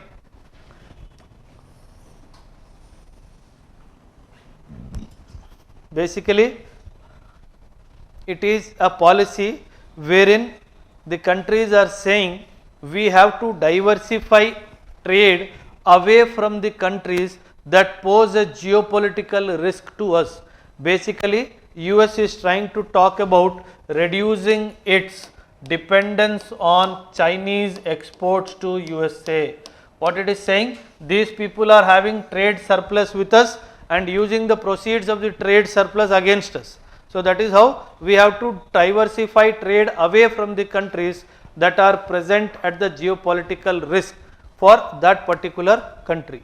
So friend shoring is a strategy where a country sources the raw materials, components and even manufactured goods from countries that share its values. So common values. The dependence on the countries considered a threat to the stability of the supply chains is slowly reduced. It is also called as alloy sharing. Is basically ally sharing, not alloy, ally sharing. Okay? Ally is a friend. Ally is a friend. Obviously, when ally shoring is friend shoring. Okay? So that is how we move away from country that can disrupt our supply chain in the event of any what you call mishappening in the interrelationship, bilateral relationships between those countries. It is called friend shoring. Very important. Global shield against climate risks. V20. India is not part of V20. Please make a note of that. Okay? Climate risk. The climate risk, the biggest victims are the low-lying countries. So they have formed a grouping of V20 called Vulnerable 20. So the Global Shield Against Climate Risk initiative was launched by the V20 countries and the G7 countries combined, right? While V20 countries represent 58 countries that are vulnerable to climate change, the G7 represent the 7 most advanced countries of our world, right? Remember, India is not a member of V20. The Global Shield Against Climate Risk initiative was launched at 27th Conference of Paris, COP27, to the United Nations, UNFCCC, the Framework Convention on Climate Change in Sharm el-Sheikh. Very important. The COP27 happened in Sharm el-Sheikh, again which is in Egypt, Sharm el-Sheikh. It is a social protection and insurance based finance mechanism for loss and damage, very important word, outside the UNFCCC process, not as part of the UNFCCC process. It is basically insurance based finance mechanism for basically loss and damage outside the UNFCCC. So though it was done during the COP27, but it was kept outside because it has its own funding process. So it has been kept outside the UNFCCC, right? So it was the COP27. You will have a detailed session on COP27 by Asher sir. Okay? So don't worry about it. Yeah, Interpol, very important. India conducted a very important meeting related to Interpol in Delhi called international criminal police organizations, very important. The General Assembly of the International Criminal Police Organization was held in Delhi for 4 days in October 2022. The name of the meeting was General Assembly of Interpol. It was set up in 1923, very old, as a secure information sharing platform that facilitates criminal investigation of police forces across the globe through the collection and dissemination of information received from the other police forces. From India, CBI is the contact point or the contact agency with Interpol. The CBI coordinates with Interpol. Okay? It keeps track of the movements of criminals and those under the police radar in various regions and tips of the police forces which had earlier sought Interpol's assistance. Okay? Very important. Now, the CIB assumes this role in India with one of its senior officers heading its exclusive interwing, the National Central Bureaus for Collation of Information and Licensing with the world body. In the CIB, there is a wing called within CIB National Central Bureau.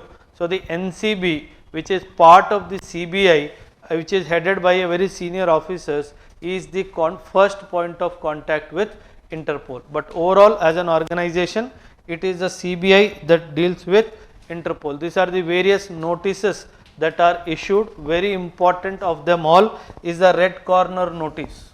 This is one, to seek the location and arrest of wanted persons with a view to extradition or similar lawful action. Okay. After that, the most important notice is the black notice, to seek information on unidentified bodies. Generally, these are the bodies that are swept away in water bodies and come to the shore. So, we generally share information with them also. And blue notice is related to collect additional information about a person's identity, location or activities in relation to a crime. If you feel that somebody has committed a crime in India and evaded India and staying in some other country, you issue a blue notice basically with an intention to find his whereabouts, where that person is presently there. Green notice is to provide warnings and intelligence about persons who have committed criminal offences and are likely to repeat these crimes in other countries. So, if somebody has committed a crime in India and he is escaped from India to any other country, then we initiate a green notice to Interpol saying that this person has committed a crime in India and is escaped. There is a high probability that he may commit a crime in other countries also. Such notice is called a green notice. And a yellow notice is to help locate missing persons. Please make a note, yellow notice is related to missing persons, often minors, or to help identify persons who are unable to identify themselves. Generally, there are some people who get what you call on board certain ships and come here who cannot identify themselves as belonging to any country. So, about them also we give notice to Interpol under a notice called yellow notice. Orange notice is basically to warn of an event, a person, an object or a process representing a serious and imminent threat to public safety. Whenever this fears of anthrax happens, if a particular cover is found with any anthrax is a biological weapon or an agent which will cause instant death of people who come in close contact with this. So, if at all we have any information related to anthrax attack on anybody, we generally issue a orange notice. And the last is the purple notice, to seek or provide information on modus operandi, objects, devices and concealment methods used by the criminals. If we want to learn about the modus operandi of any criminal that you feel you may be a victim with the same modus operandi, you can seek that information from the Interpol using a purple notice. Most is the red notice, important from the examination perspective. Second blue, third yellow, fourth is the black notice. Okay. So try to remember these 4 notices. India Nepal Kalapani dispute, I have spoken about it. The Kalapani dispute is related to, this is the entire river which is called Kalapani. Nepal says that the origination point of the river is your Limpiadura. That is how the boundary between Nepal and India is divided through a treaty called Treaty of Sagauli 1816. Treaty of Sagauli 1816, and the Treaty of Sagauli says Kalapani river is the western boundary between Nepal and India. Now the problem is, what is the originating point of Kalapani? Nepal claims Kalapani originates in Limpiadura.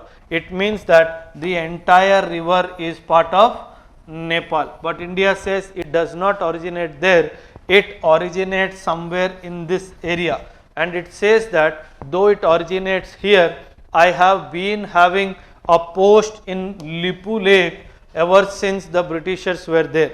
So I will continue to have this post, and this post comes under the Pithoragarh district.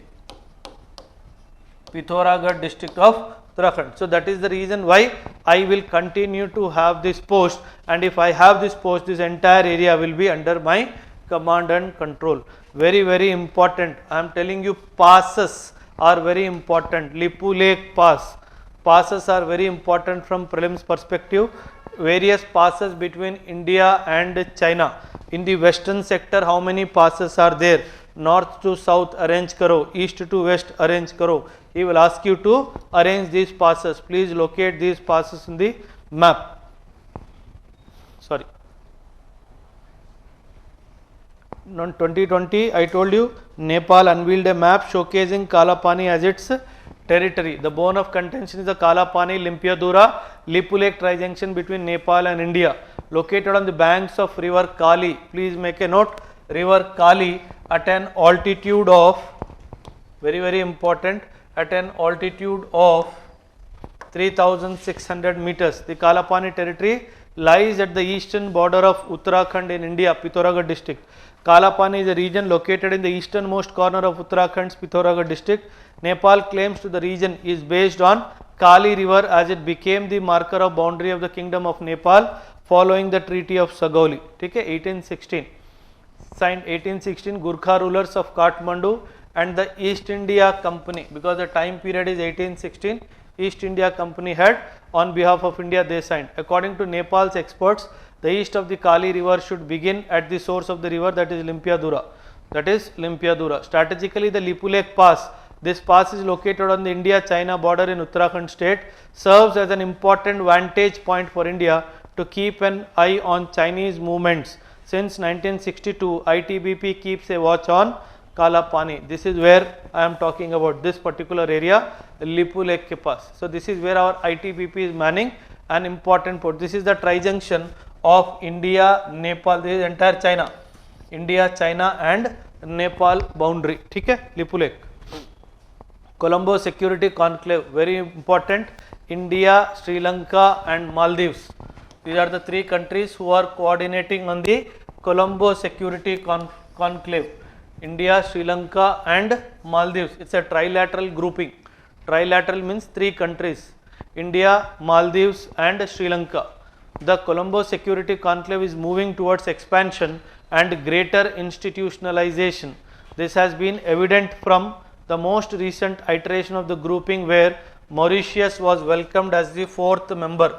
So now the Mauritius has become the member of Colombo Strategic Security Conclave.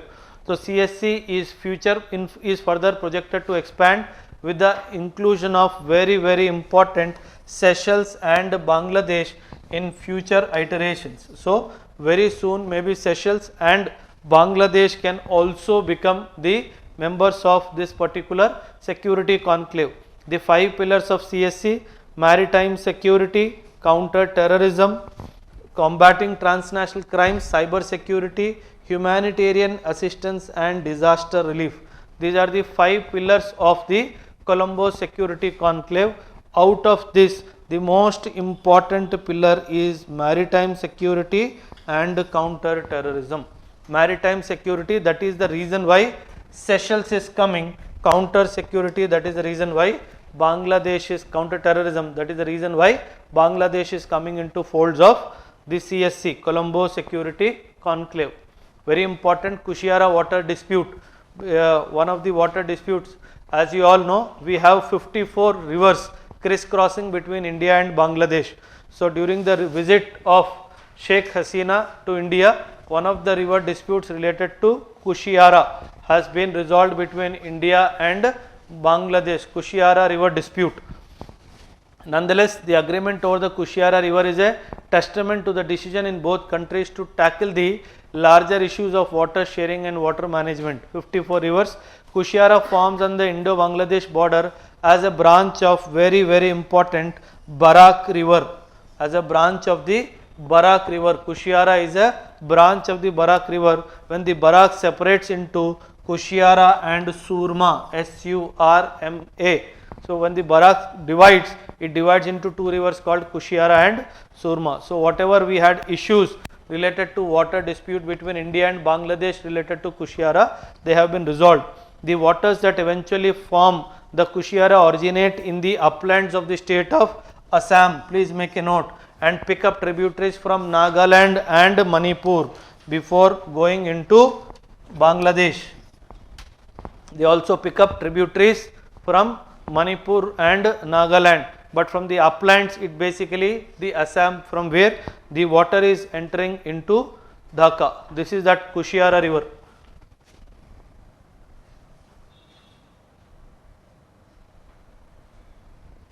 Okay. This is that Kushiara river between India and Bangladesh. Between India and Bangladesh, 54 rivers are crisscrossing, not one or two. Many of them are there. If you see the entire boundary, land boundary between India and Pakistan, it is actually a nightmare for the BSF, because there are so many places where it is the river which is the boundary between the countries. So lot of what you call water related, river related resources are given to BSF to do the recce on boats and all they carry out regularly. You remember the bold QIT? Border electronically dominated quick interception technique. Please make a note, bold QIT, BOLD, bold hyphen QIT, between India and Bangladesh. Border electronically dominated quick interception technique, bold QIT. So this is a method how the BSF tries to keep a vigil on the borders between India and Bangladesh. Okay? ICC, the International Criminal Court, very important.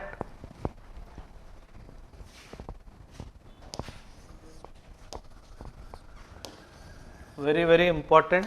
And one more thing which is important is, we are not a part of International Criminal Court. We are not a part of the International Criminal Court. The International Criminal Court is a permanent court to prosecute serious international crimes committed by very important individuals. Now the problem is, why India is not a part of the ICC's International Criminal Court is, India says, I will first exhaust my own home judicial resources, then only I will refer any case to ICC. But ICC says, no, you have to come to me first. India said, you have done this for 200 years, I know what will you do, so I will not come to you. So that is how we are not part of that. The court was established to fight global impunity and bring to justice criminals under international law regardless of their rank or stature, right? So this is not to be confused with the United Nations International Court of Justice, ICJ. And because we are a member of United Nations, we are a party to ICJ, International Court of Justice. Okay? Also at The Hague, Netherlands, International Court of Justice is an integral part of the United Nations and acts as its primary judicial branch. So please do not get confused between ICJ and ICC. ICJ basically deals with crimes where state involvement is there. ICC deals with crimes where individuals are involved, and India is not a signatory to the ICC. ICJ is an integral part of United Nations judicial branch. Okay? These are the differences between ICC and ICJ. In fact, the United Nations Security Council enforces the rulings and judgments passed by the ICJ. Please make a note. It is the UN Security Council that has the responsibility to enforce, execute on ground the rulings and dictations given, judgments given by the International Court of Justice. Rome Statute. Before the ICC became functional in 2002, its founding treaty was adopted by the UN General Assembly in 1998 in Rome, Italy, thereby making it a Rome Statute. To become a member of ICC or state party to the Rome Statute, countries have to sign the statute and ratify it under their respective legislatures. Very, very important. 123 countries are currently members of the ICC, with African countries making the largest block. Please make a note. The ICC is majorly represented by Africa, majorly represented by the African countries out of the 123 countries. Very important. India, China, Iraq, North Korea and Turkey never signed the Rome Statute of ICC. Others including the US, Russia, Israel and Syria, they have signed, but their legislatures have not ratified it. They have signed, but the legislatures have not ratified this particular convention of ICC's Rome Statute. It means US is also not part of ICC. It means Russia, Israel and Syria are also not part of the ICC. China, Iraq, North Korea and Turkey also are not part of the ICC. So, we are not part of the ICC. Very, very important. Collective Security Treaty Organization. In news again, Collective Security Treaty Organization, CSTO, Collective Security Treaty Organization. The CSTO is a Russia dominated security alliance and Russia contributes 50% of its funds. Post the fall of USSR, some members of the Commonwealth of Independent States, these were the countries that were born out of then USSR, Commonwealth of Independent States, they are called CIS, signed a mutual defense treaty named Collective Security Treaty. The CSTO has 6 members today: Russia, Tajikistan, Kyrgyzstan, Armenia, Belarus and Kazakhstan. Please make a note.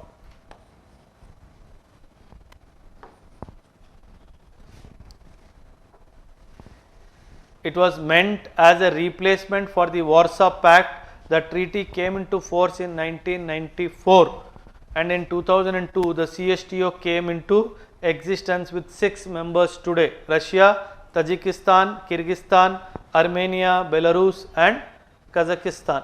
Okay? Warsaw Pact, formerly known as the Treaty of Friendship, Cooperation and Mutual Assistance. The Warsaw Pact was created in 1955 as a response to the birth of NATO in the year 1949. It was created immediately after the accession of West Germany to Western Alliance. It was established by the Soviet Union and 7 other Soviet satellite states in Central and Eastern Europe: Albania, Bulgaria, Czechoslovakia, East Germany, Hungary, Poland and Romania were its members. Warsaw Pact. Please make a note of the member countries of the Warsaw Pact. The Warsaw Pact is in news, and the Warsaw Pact embodied what was referred to as the Eastern Bloc. Countries of the Warsaw Pact, please make a note: Albania, Bulgaria, Czechoslovakia, East Germany, Hungary, Poland and Romania. These were the countries. That is how Soviet Union and 7 other Soviet satellite states. Slovakia, very, very important. Albania, Bulgaria, Slovakia, East Germany, Hungary, Poland and Romania. You know, chronological, alphabetical order they have written. Okay? Romania. Partnership for Global Infrastructure and Investment. Please make a note. This is basically the PGII, as it is known, is a value driven, high impact and transparent infrastructure partnership between whom it would also support the United States and its allies' economic and national security interest. This is a grouping of countries which what you call come together and have decided to raise around $600 billion to mobilize various funds for basically enormous infrastructure needs of low and middle income countries. Very, very important. The classification of countries, the World Bank's classification of countries, box bano. World Bank's classification of countries, 4 classifications are there. Okay. World Bank classification of countries, lower middle income countries, upper middle income countries and high income countries. What is the per capita, what you call amount for classifying each country? Please make a note. Low income country का per capita कितना होना चाहिए? Not PPP, per capita income, nominal GDP. So it says the G7 members aim to collectively mobilize 600 billion by 2027 so that it can be invested in sustainable and quality infrastructure projects in developing countries, including India. That's why it is important. Partnership for global infrastructure and investment and strengthen global supply chain. G7 Summit 2023, Hiroshima. Please make a note. The G7 Summit for the year 2023 was held in Hiroshima, Japan. 2023 Hiroshima, which was devastated by the first atomic bomb dropped in the Second World War, was chosen iconically as the reflection of the need for infrastructure development. Okay? So the Hiroshima G7 meeting. International Court of Justice, very important. The ICJ is the principal judicial organ of the United Nations. This we said. 1945, the Charter of United Nations by the signing, and the seat of the court is at Peace Palace, very, very important, in Hague, Netherlands. The ICJ is stationed in a place called Peace Palace, Netherlands. Of the 6 principal organs of the United Nations, very, very important, it is the only one which is not located in New York, that is USA. So out of the 6 principal organizations of the USA, the only organization which is outside New York is your International Court of Justice, which is in Hague, Netherlands. Please make a note. The court's role is to settle in accordance with international law legal disputes submitted to it by the states. It means basically it is trying to settle the disputes between the states, And one of the former Supreme Court judge, Dalveer Bhandari, is one of the judges to the International Court of Justice. The ICJ is the only international court that adjudicates general disputes between the countries. General disputes, not political disputes. General disputes between the countries, not political disputes. All member states of the UN are party to the ICJ statute and may initiate contentious cases. The 15 judges of the court are distributed in the following regions. So they are the basic 3 from Africa are coming, 2 from Latin America and Caribbean, 3 from Asia, 5 from Western Europe and other states, and 2 from Eastern Europe. So they have divided Europe also into 2 parts. Very important, this part from the prelims point of view. 3 are coming from Africa and 2 from Latin America and Caribbean, 3 from Asia, 5 from Western Europe and other states, and 2 from Eastern Europe. Very, very important. So 15 judges are coming in this fashion. RCEP, again in news, because India decided not to join the RCEP. Please make a box. List of countries who are part of RCEP. List of the countries who are the part of RCEP, very, very important from examination point of view. Take care. The RCEP has come into force from 1st of January 1922. The RCEP is a trade agreement between the member states of ASEAN and China, Japan, South Korea, Australia and New Zealand. So who is missing? Who is missing? Who is missing? India is missing, Russia is missing, America is missing. Understand this. So we 3 big players are missing in the RCEP. The pact aims to cover trade in goods and services, intellectual property, etc. But the point is aims to cover. As of now, this is not there in the discussion agenda. This is one of the major reasons why India withdrew from the RCEP. ठीक है, because if only trade in goods are covered, India was at the receiving end primarily because of two countries. One is Japan, two is China, other three Australia, because of the agricultural products stiff competition from Australia. ठीक है, we have already burnt our fingers by signing the free trade agreement with Japan. The entire iron and steel industry of India collapsed after this free trade agreement. So that is when we realized that without having the services support, signing the free trade agreement support, it is basically a free trade agreement only, RCEP. So that is why India decided to stay away. In fact, this grouping's beginning got delayed by 3 years because of India only, because India was only one of the leading countries that was discussing issues related to services, and finally when it was felt that services is not going to be initially in the interaction stages, India finally decided to withdraw from the RCEP. Regional Comprehensive Economic Partnership was introduced during the 19th ASEAN meet in 2011. Just imagine, the discussion started in 2011, it took 11 years for a grouping to take shape. Okay? The RCEP negotiations were kick-started during the 21st century summit, the 21st ASEAN summit in Cambodia in November 2012. So 10 to 11 years it took time for RCEP to take birth, but still it did not happen. One slide I have included, maybe they can ask you from the perspective of north to south, what are the different issues that have happened between India and China. Please point them from north to south or something like that.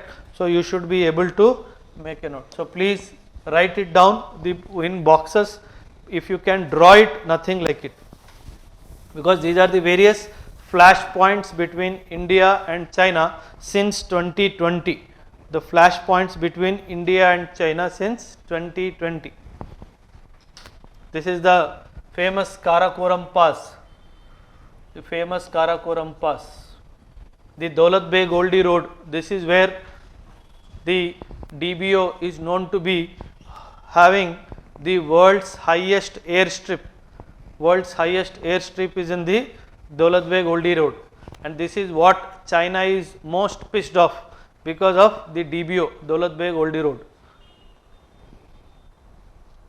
And recently India constructed a road,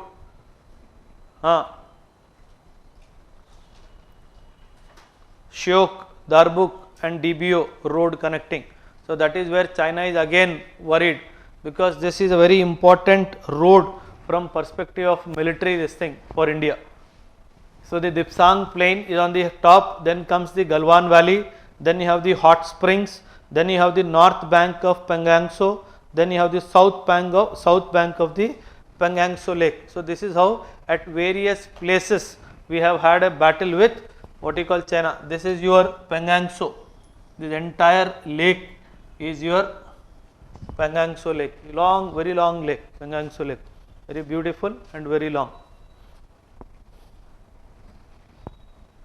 No money for terror, very, very important. Basically, it is an initiative of the French government related to combating the financing of terrorism. No money for terror. India hosted the third No Money for Terror conference in November 22. The NMFT started in 2018 as an initiative of the French government to combat global terror financing. Just like the FATF, which earlier focused only on money laundering but expanded to include terror financing after 9/11 attacks, the continuing activities of the Islamic State and Al-Qaeda despite territorial defeats in Syria, Iraq and Afghanistan respectively necessitated the NMFT conference. So despite they have lost a territorial battle, they still to get lot of money for combating the financing of terrorism. So that is how to control that. No money for terror as this thing was started by France. Now make a box. Why France? Why France? Because France is also a victim of terrorism. In the recent past, which all terrorist attacks have happened in the France? Please make a note. You will come to understand why France is bothered. Very important, Black Sea Grain Initiative. Black Sea Grain Initiative. The deal provides for a safe humanitarian corridor for the export of Ukrainian grains through the Black Sea. Please, very important two words, because it is a Black Sea grain initiative. In the war torn Ukraine, because Ukraine happens to be the bowl of the world, because lot of export related to agricultural products Ukraine was doing, to ensure that during the thick of the war also the exports from Ukraine do not get disturbed, they started this initiative called Black Sea Grain Initiative. What was the aim? Provide for a safe humanitarian corridor for the export of Ukrainian grains through the Black Sea to tackle rising food prices during the geopolitical conflict. The Black Sea Grain Initiative, brokered by United Nations and Turkey, please make a note, brokered by United Nations and Turkey, was set up to reintroduce vital food and fertilizer exports from Ukraine to the rest of the world. Not only food but also fertilizer exports from Ukraine to the rest of the world. Okay? Now the grain deal has to be renewed every 120 days by agreement of Kyiv and Moscow. Very, very important. This fellow, if he does not agree, nothing will happen. Okay, so Moscow also has to be, Moscow means Russia has to be taken into confidence. That is the reason why they gave a word humanitarian corridor. They gave a word humanitarian corridor. So Black Sea Grain Initiative. AUKUS agreement was also in news. Australia, UK and US. What is the aim? To build a class of nuclear propelled submarines. To build a class of nuclear propelled submarines. Very, very important. See, for the first time America is taking its nuclear submarine technology out of America. This you need to understand. The deal marks the first time the US, US has shared nuclear propulsion technology with ally apart from UK. इससे पहले other than UK, it never shared this nuclear propulsion technology with anybody. So for the first time he is sharing with Australia. It is a trilateral security collaboration for the Indo-Pacific signed in 21 by Australia, UK and the US. The main feature of this agreement is the transfer of US nuclear submarine advancements to Australia. Its Indo-Pacific orientation positions it as a counter alliance to China's assertive behavior in the South China Sea. So basically it is a counter China and basically a move to counter alliance to China's assertive behavior in the South China Sea. So with that particular thing in mind, this has been done. Global Security Initiative. Now whatever US is doing in Pacific, as a counter to that, as a basically counter to Quad or US engagement in the Pacific, China has initiated something known as Global Security Initiative. Initiative will look to counter the Indo-Pacific strategy of the West, including America, the Quad, the India, US, Australia and Japan. So the Global Security Initiative is a counter to Quad. It is a counter to Quad. This initiative will oppose the use of Indo-Pacific strategy to divide the region and create a new Cold War, and the use of military alliances to put together an Asian version of. Very, very important. China has given a big threat that now it will also start having military alliances to put together an Asian version of NATO. But the problem is, till such time China does not resolve the border disputes with India, this dream will never fulfill. This dream will never fulfill. China held that Global Security Initiative is envisaged to uphold the principle of indivisible security. Indivisible security. What is this indivisible security? What do you mean by this word indivisible security? It is envisaged. China held that the Global Security Initiative is envisaged to uphold the principle of indivisible security. What does it mean? What does it mean? It is saying somewhere, no? The America is only trying to divide the countries in the Indo-Pacific. So whatever the global security initiative is there, it is envisaged to uphold the principle of indivisible security. It means I will create a military alliance of all the countries in the Asia as a version of Asian version of NATO. That is how he is trying to talk about indivisible security. Okay? Yeah, the New START doctrine is also in news, basically related to America and Russia. Basically related to what? Related to what? Reducing the nuclear proliferation. Basically reduction of the nuclear related bombs and other things. Okay? The original strategic arms reduction treaty, very important. They START 1, strategic arms reduction treaty. The START 1, it was called strategic arms reduction treaty, was signed between US and the erstwhile USSR in 1991 after the collapse of the USSR. Basically the motive was to START 1, which capped the number of nuclear warheads to 6,000. It was said that during the Cold War period, the US and Russia, USSR then had close to 1 lakh nuclear warheads, much more potent than what the nuclear bombs were dropped on Hiroshima and Nagasaki. 1 lakh. So then when the USSR finally got collapsed, that is when they decided to reduce this to 6,000, and intercontinental ballistic missiles ICBMs to 1600, that finally lapsed in 2009. What started in 1991, 20 years. Now this was replaced first by the very important SORT, Strategic Offensive Reductions Treaty. So first it was done, then later it was replaced by the START Treaty. So New START Treaty, basically earlier was START Treaty, then it was later replaced by the New START Treaty. So first came START 1, then came SORT, Strategic Offenses Reduction Treaty, then came New START Treaty. Now the problem is, the New START Treaty is officially the treaty between the USA and Russian Federation on measures for the further reduction and limitations of strategic offensive arms. It placed new verifiable limits, very important, verifiable limits. Who will verify? IAEA, very important institution from prelims. IAEA, International Agency for Atomic Energy.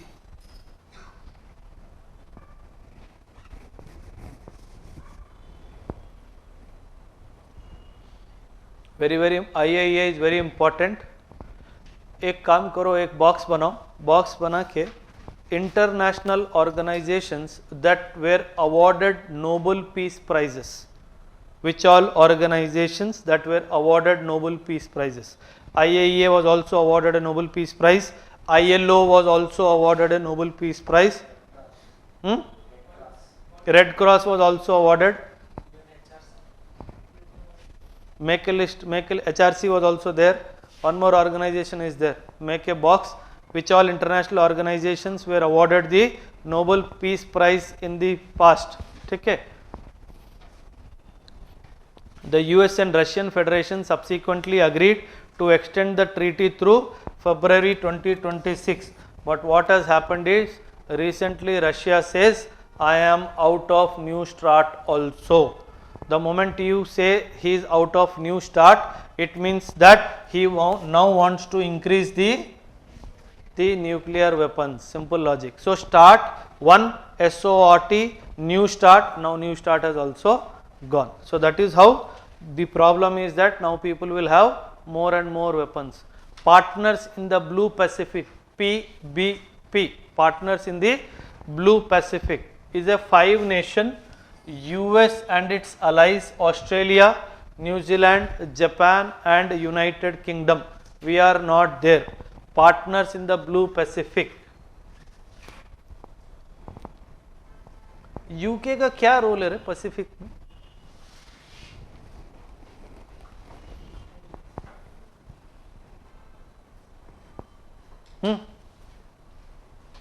Why is UK in the Pacific?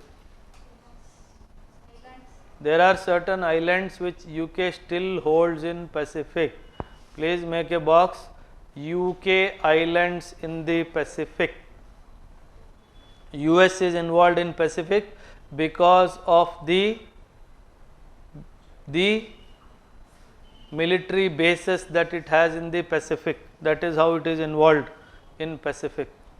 US has more than 800 bases across the globe. ठीक है, इसका मतलब पूरा world उसका ही है. ठीक है, that's what he is trying to say.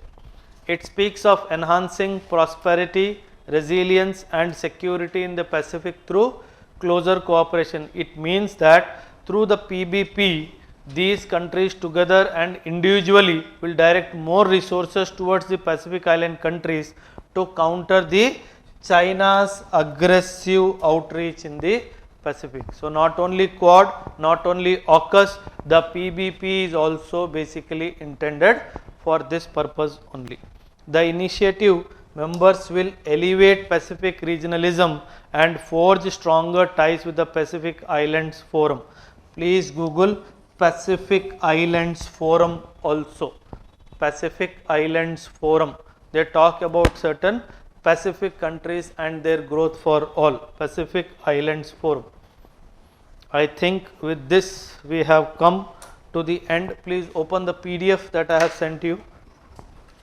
In the PDF, 2-3 things very important. First is, I have given you a list of all the important operations that are there between various countries. Please read through it, name of the operations and joint military exercises. Come to the last page. Come to the last page, exercise Malabar. Upar come to very important RIMPAC 22. RIMPAC 22, it is one of the largest biennial military naval exercise which is led by US. Started in 1971 as an annual exercise by US, Australia and Canada.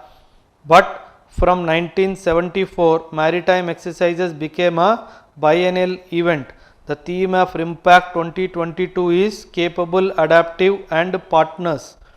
India's participation. India first participated in RIMPAC in 2014. It means earlier also we have participated. And INS Sahyadri again represented the country in 2018 edition of the event.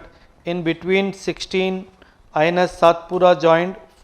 Before 2014, the Indian Navy's presence in the war games was only as an observer for the 2006, 10 and 12. In the current edition 22, India's Navy's INS Satpura and one P-81 maritime patrol aircraft are participating. So in the RIMPAC 2022 also India is participating. Okay, very important. UN Resolution 2589, go up. UN Resolution 2589. Basically it is talking about protection, all appropriate measures against any attacks on the UN personnel. So that should not be done. UN Resolution 2589. UN peacekeeping is understood. Please make a note, group of friends. There is a grouping, the name of the grouping is Group of Friends. India has recently launched a group of friends to promote accountability for crimes against the UN peacekeepers. India, Bangladesh, Egypt, Morocco and Nepal will co-chair to promote the accountability for crimes against the peacekeepers. The UN peacekeepers are also colloquially called as blue helmets. These are the people, blue berets or blue helmets. Their uniform is blue combat uniform with a blue helmet. Okay. Milan 2022 we have covered. Rest all important exercises are there.